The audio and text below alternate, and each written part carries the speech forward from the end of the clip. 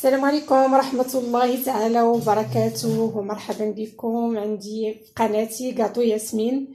اليوم بغيت نشارك معكم واحد الطريقة جديدة لإعداد الصابلي.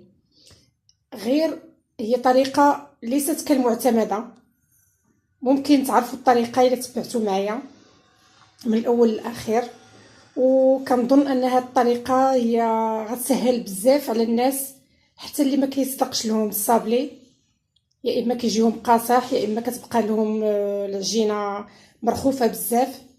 هاد الطريقه هادي سوي سيغ سيغتان انها سهله، وهي ماشي الطريقه مبتكره ديالي انا باردون، هي طريقه ديال واحد الشيف شفت لاغوسات ديالها في الفيسبوك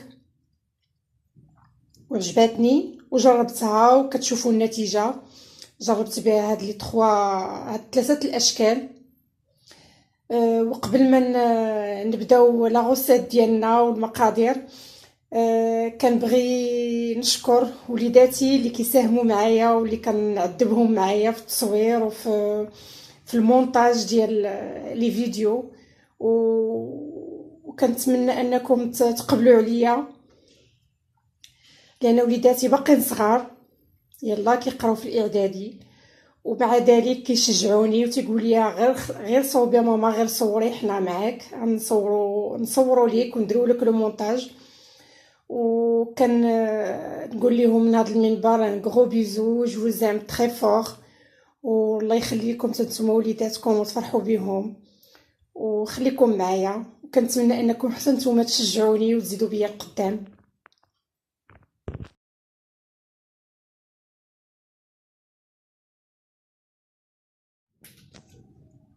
نبداو على بركه الله. المقادير: عندنا كيلو ديال الفرص، عندنا 3 البيضات، قليصه الملح، عندنا كاس كبير ديال الزيت ما يعادل 130 غرام، 2 خمارات، 400 غرام ديال السنيده، عندنا نص كيلو ديال الزبده. غنبداو بالزبده هي الاولى، غادي نحكوها مع الدقيق. هذه الطريقه ديال الشيف جو كخوا سميتها فاطمه الزهراء، شفت لاغوسيت ديالها في الفيسبوك ديال الطريقه جديده ديال الاعداد ديال الصابلي، وعجبتني بزاف وكنشكرها من هذا المنبر. وإلا كانت سميتها ماشي فاطمه الزهراء تسمح لي، انا حيت شفتها بسرعه في الخدمه ما كانش عندي الوقت باش نركز في الفيديو مزيان، مي عجبني الطريقه ديالها.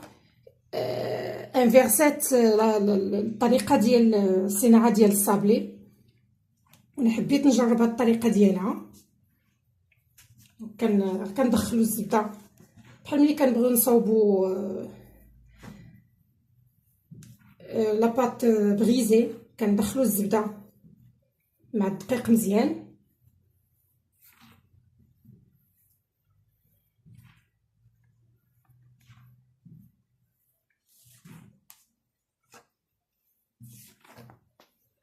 نخدم بيدي بجوج باش نسرع شويه.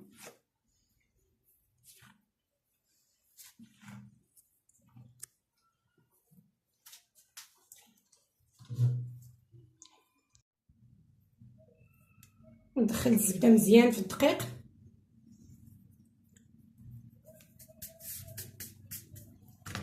غندير المليحه، غندير الزيت،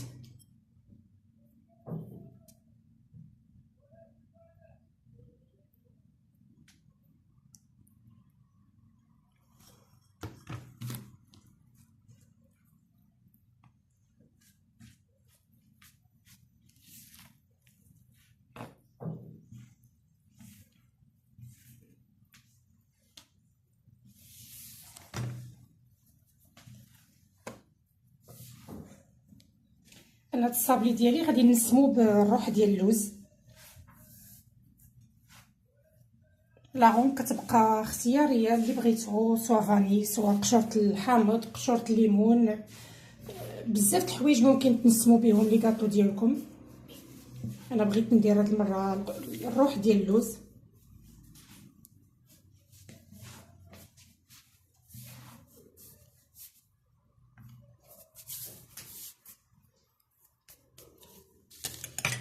ندير السنيده،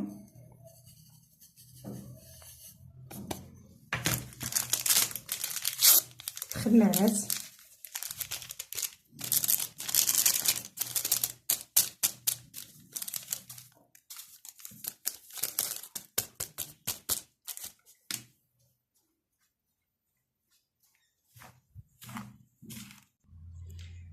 الروح ديال اللوز،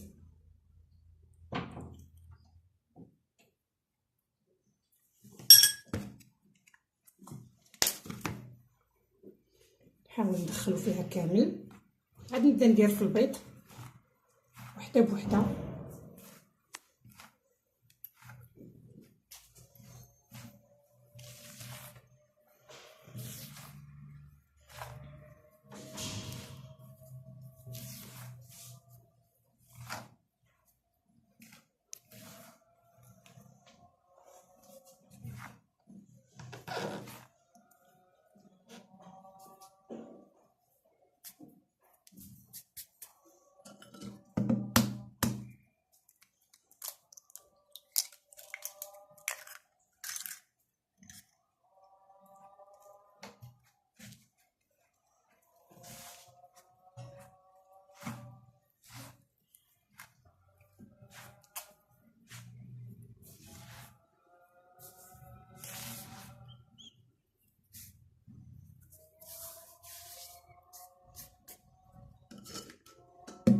زدت لا دوزيام.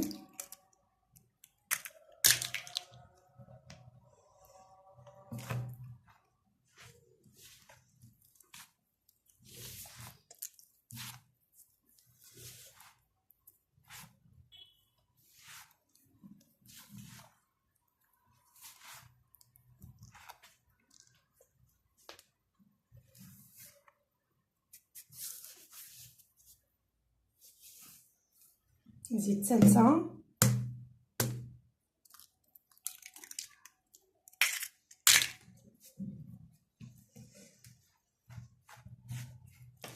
غادا ندلك مزيان العجينه ديالي دابا باش يدخل فيها هذا البيض، وباش نحاول نجمعها غير بهذا الشيء.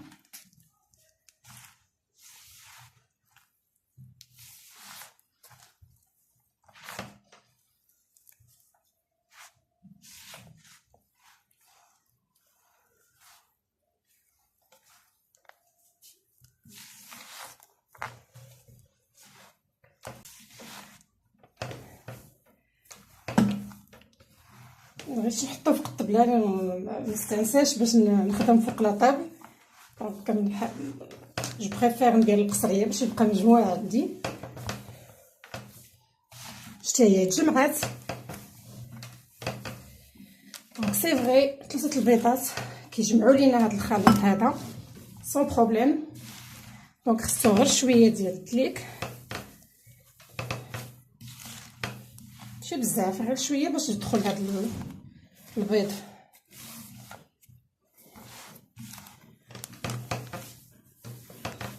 تجانس كل العناصر صافي، ونبداو نطلقو في الصابلي ديالنا.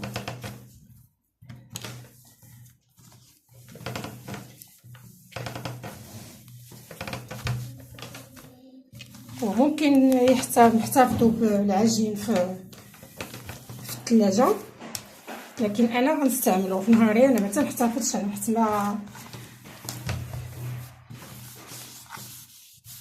ما عنديش الوقت باش نرجع له مره اخرى.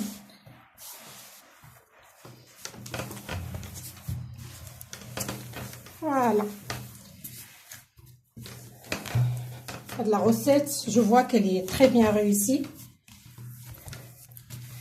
كنشكر الشيف اللي مداتنا بهاد الطريقه جديده ديال الصابلي كي انفيرسي. عوض باش نبداو بالبيض والسوائل وعاد نكملوا بالدقيق، حنا بدينا بالدقيق والزبده.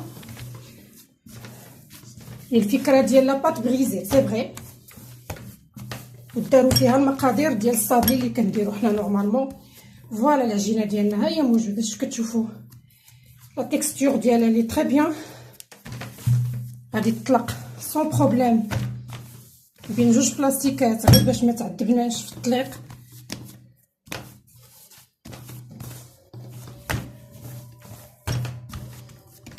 فوالا دونك انا غادي نوجد لي مول ديالي ونوجد لاطاس وغنبدا نطلق على بركه الله. بديت كنطلق في العجينه ديالي بين جوج بلاستيكات باش ما نضطرش ندير الدقيق ونقصحها. هي طريقه مزيانه، طريقه سهله كنديرها. كنرجع عاوتاني نقلب الجهه الاخرى.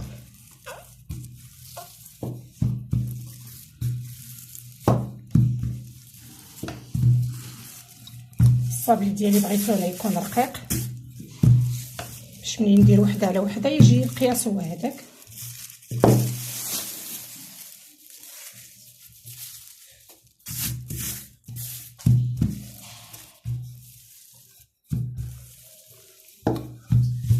غنحاول نخرج 3 تشكيلات من هاد الصابلي، يعني العجينه تبارك الله راه كثيره.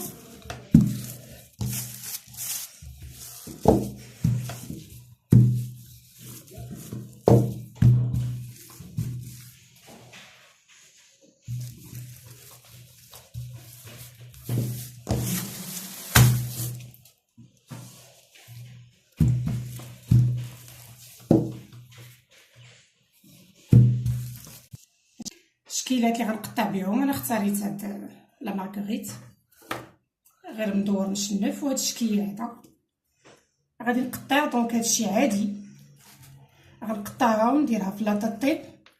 وغنتلاقى معكم ان شاء الله ملي غادي نبغي ندير لا ديكوراسيون ديال هاد الصابلي ديالي، ونوريكم باش كنلصق انا الصابلي مع الصابلي.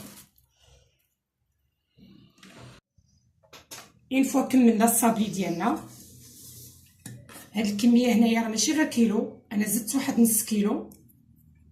علاش زدت نص كيلو؟ باش يكفيني في الكميه اللي انا باغا.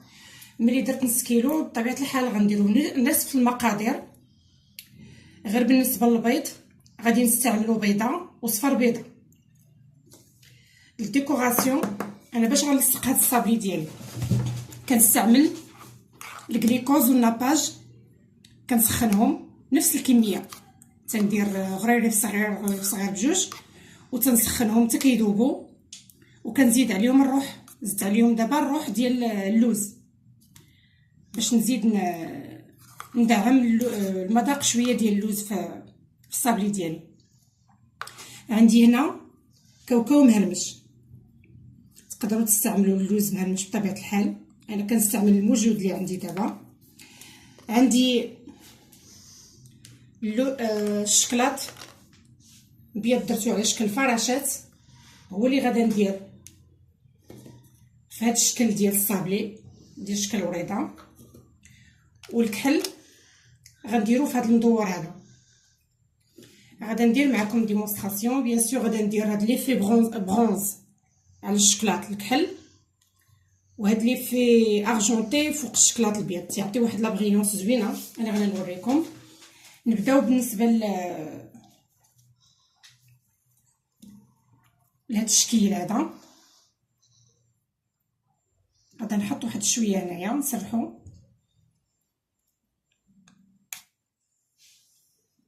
ما نكتروش بزاف، غير القياس.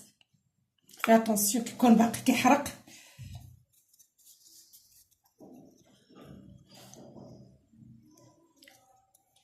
وهاد البلاصه اللي غادي ندير فيها الكاوكاو غادا ندهنها شويه، النصف تقريبا هنا.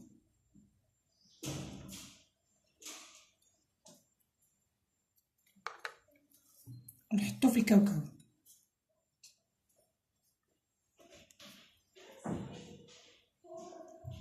تقدروا الجنب الاخر ديروه بالشوكولا ولا تخليوه هكايا.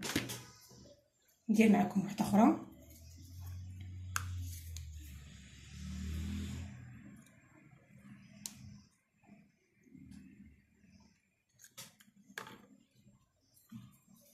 حاولوا نلقاو اللي قد حيت واخا كنقطعوا بنفس المول. ضروري ما وحده كتجبد وحده، شي معروف بالنسبه للناس اللي كيستعملوا كيديروا الحلوى. دونك انا درت درت هاد القنت هنا، النصف ديال الحلوه غنديرها في الكاوكاو.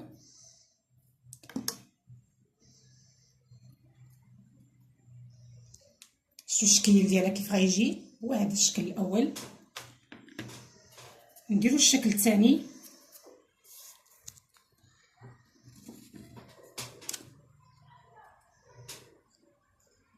انا الصابلي ديالي تنحمرو، ما تنبغيهش يبقى ابيض، ماشي غير يتحرق بيان سور، غادي يتحمر الكفايه ديالو. غندير الوسط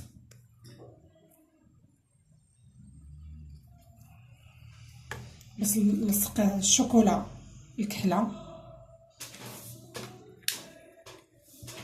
بلاتي ما عنديش دابا لي في برونزي بلاتي، حيت بغيت ندير ديمونستراسيون بهذا الابيض هو الاول باش ما نضطرش انني نغسل شي اخرى. وهذا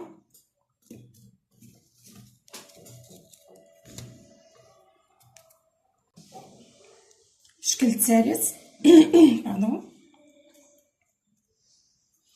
تندير له هكا. هذا الشكل الثالث تندهنها كلها. غنحط الفراشه ديالي هنا،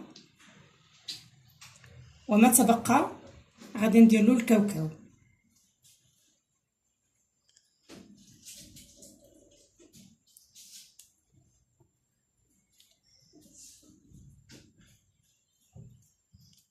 انا غنوريكم دابا لي في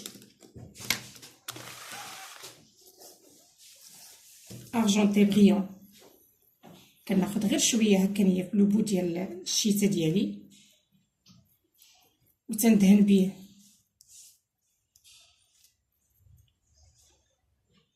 الفرشه هذه مع الضوء تتعطي واحد لا بريونس، كيتغير الشكل ديال الشوكولاط وتعطي شكل زوين كوم فو فويي. الشكل والشكل الاخر انا غادي نرجع ندير لي في برونز مع الشكلاط الكحل، كيجي الشكل ديالو زوين.